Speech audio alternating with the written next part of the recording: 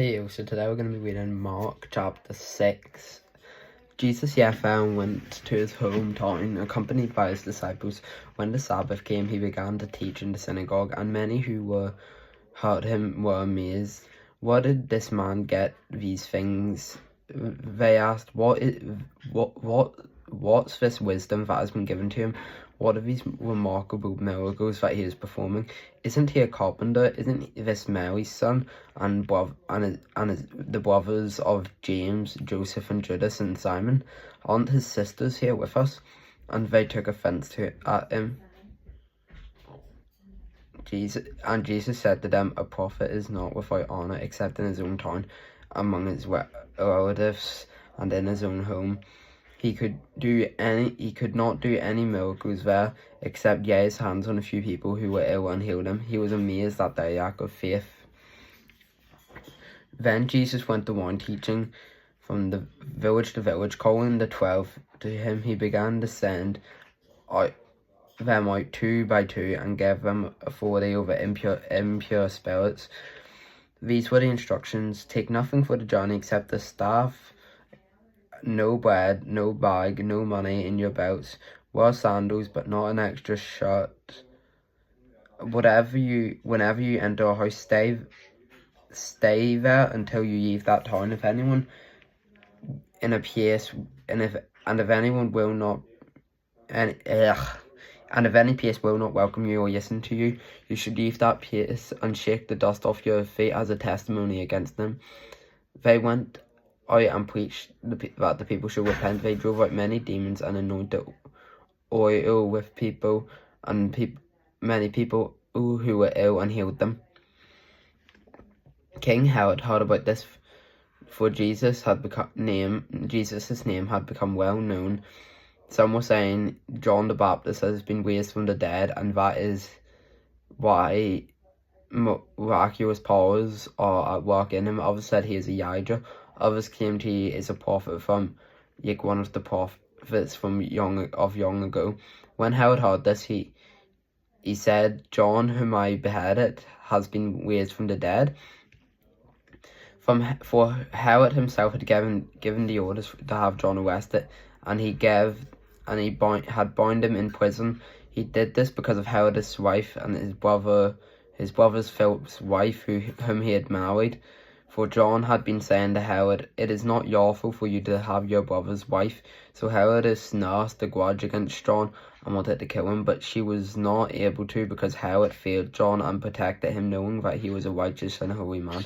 When Herod heard John, he was greatly puzzled, yet he liked to listen to him. When the opportune came on his birthday, Herod gave a banquet for his high officials and military commanders and leading men of Galilee. When the daughter of Herodes came in and danced, she pleased Herod and his dinner guests. Then the king said to the girl, "Ask me for anything you want, and I'll give it to you." And he promised her with an oath, Whatever you ask, I will give you, up to half my kingdom." She went out and asked her mother, What shall I ask for?" "The head of John the Baptist," she answered. At once the girl hurried to the king with a request. I want you to give me right now the head of John the Baptist on a dish." The king was greatly distressed because of his oaths and his dinner guests. He did not want to refuse her, so he immediately sent an executioner with orders to bring John's head. The man went and beheaded John in the prison and brought back his head on a dish. He presented it to the girl and gave it to her, and she gave it to her mother. On hearing this of John's disciples came and took his body and laid it in a tomb. The apostles gathered round Jesus and reported to him all they had done and taught. Then so many people were coming and going that they did not even have a chance to eat.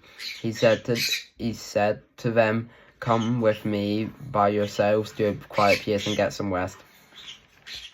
So they went away by themselves in the boat to a solitary place. But many who saw them even recognised them and ran on foot from old towns and got well ahead of them. When Jesus landed and saw a large crowd, he had compassion on them because they were like sheep without a shepherd, so he began teaching them many things. By this time it was late in the day, so his disciples came to him. This is a remote place, they said, it is already late. Send the people away so that they can go to surrounding countryside and villages to buy themselves something to eat. But he answered, you give them something to eat. They said, it would take more than half a year's wages are we to spend that much on bread and give it to them to eat.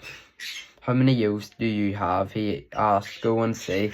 When they found out, they said, five and 2 fish. Then Jesus told them to make all the people sit down in groups of green grass.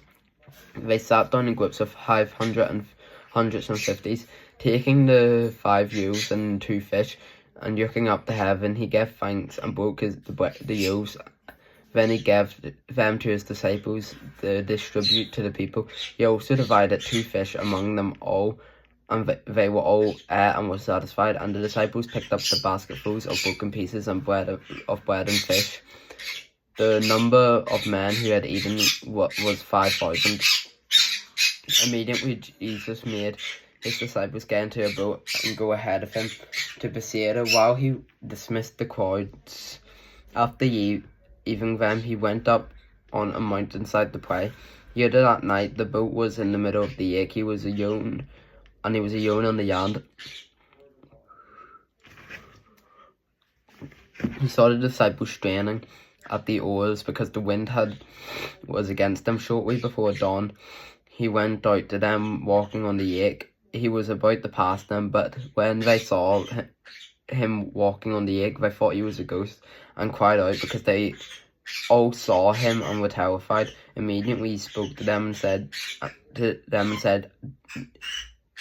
"Take courage, it is I, do not be afraid." Then he climbed into the boat with them, and he went, and the wind died down. They were completely amazed, for they had not understood about the eels. Their hearts were hardened. When they had crossed over, they landed at Gennesaret and anchored there. As soon as they got out of the boat, people recognized Jesus. They ran throughout that whole region and carried those who were ill on mats to wherever they heard he was, and wherever he went in the villages and towns or countryside, they placed those who were ill in the marketplaces and begged him to let them touch the edge of his cloak, and all who touched it were healed.